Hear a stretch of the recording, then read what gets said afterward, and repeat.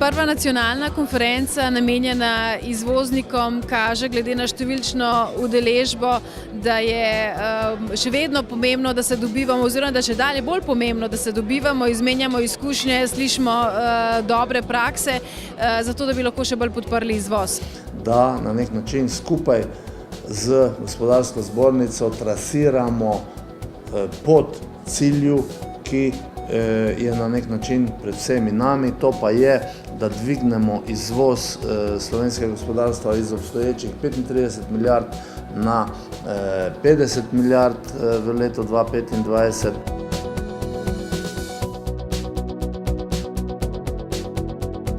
Mi preko naših veleposlaništev spodbujamo odpiranje novih trgov, ker vemo, da 4/5 celotnega izvoza upravimo znotraj Evropske unije. Mi bi pa želeli doseči trajno gospodarsko rast, to pa lahko dosežemo, če bomo pridobivali naročila in trge tudi v drugih državah.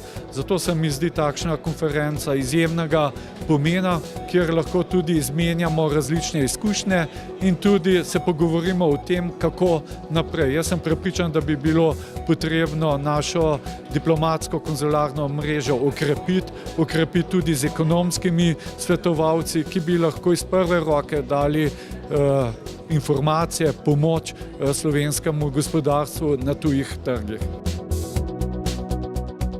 Na poljskem veleposlaništvu z velikim veseljem gledamo dinamiko razvoja sodelovanja. Bi lahko rekla, da povprečju je to približno 15% na leto, tako da glede na slovensko statistiko smo že tam na milijarde 800 milijonov evrov, kar se nam zdi zelo dobro.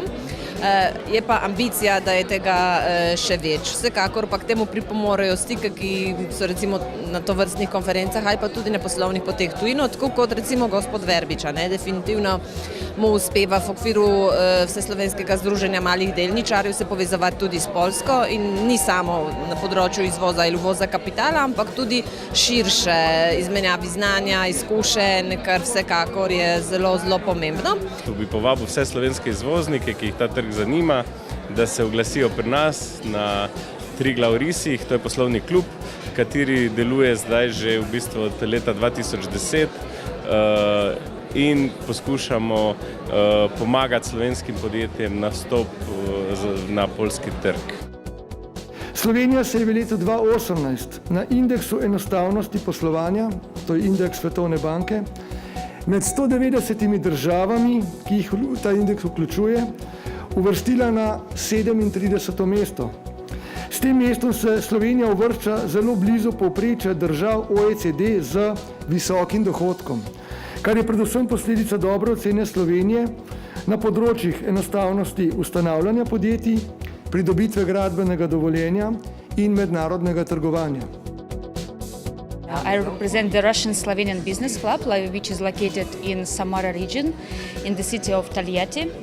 And we provide support to Slovenian companies who is interested in the Russian market. I would like also to add that we are in cooperation with Mr. Christian Verbič.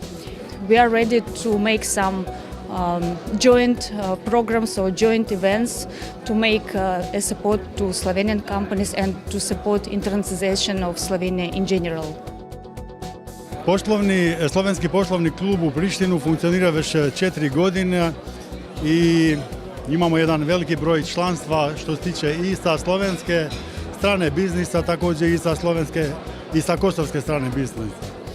Nama je drago također da imamo priliku da surađujemo opet sa VZMD, pošto našim biznisama na Kosovu je potrebno know-how od slovenskih biznisa, odnosno eksperijenca koji imaju, odnosno iskustvo koje imaju slovenski biznisi sa razvojem kao što je bilo ovdje i sa evropskim fondovima koji mogu da sutra budu na Kosovu.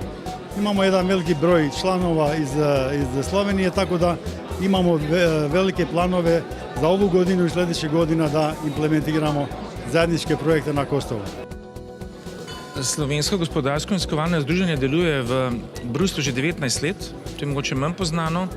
Dejansko sam vodim to združenje že 3 leta in se predvsem ukvarjamo poudarjeno z evropskimi sredstvi, z vso logistiko, ki jo nekdo potrebuje v Bruslju.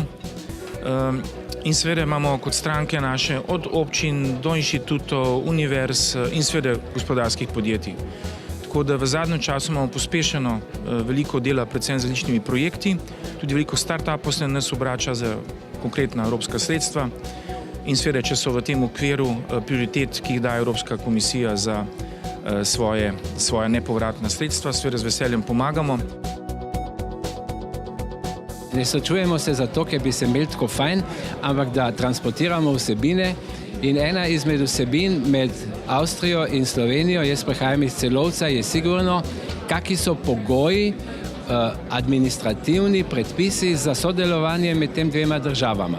Načelno so ti pogoji dobri, imamo pa v zadnjih mesecih, tednih, v zadnjem letu težave, da so določene ovire za mala in srednja podjetja, ki hodijo preko meje. In tukaj bi bilo prav, da se Slovenija in Avstrija uvedeta recipročnost. Se pravi, to, kar lahko mali obrtniki, podjetniki delajo iz Avstrije v Sloveniji, naj velja tudi za tiste, ki prihajajo iz Slovenije v Avstrijo. Osnova internacionalizacije je konkurenčnost gospodarstva in osnovni izziv je dvig dodane vrednosti.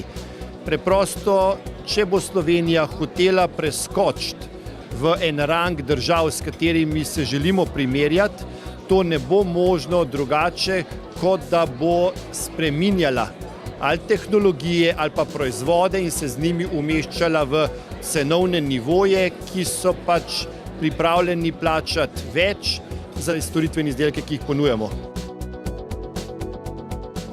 Seveda, gospodarstvo je v prvi liniji, ampak zato, da so gospodarstveniki uspešni, je pomembna tudi druga linija. O tem se danes na tej konferenci govori. Ko pa govorimo o drugi liniji, ne mislim samo na organizacijske vsebine, to so ministrstva, gospodarske zbornice in ostale, ampak tudi na nas, tiste, ki financiramo in zavarujemo ta izvoz.